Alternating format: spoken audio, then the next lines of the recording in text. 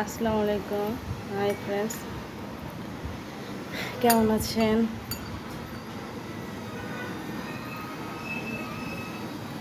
আজকে সকালের নাস্তা এখানে নিয়েছি 2টা ডিম, 5টা কাঠবাদাম এবং 1 গ্লাস দুধ। আজকে আমার নাস্তা। বিসমিল্লাহ।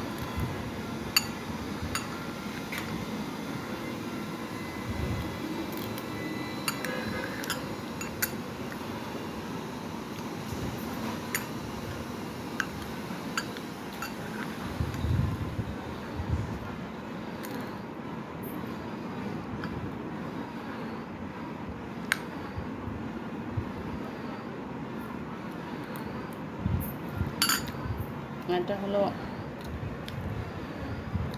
আপনার গরু দুধ না, প্যাকেটের দুধ, কারণ আমি গরু দুধ খেতে পারি না।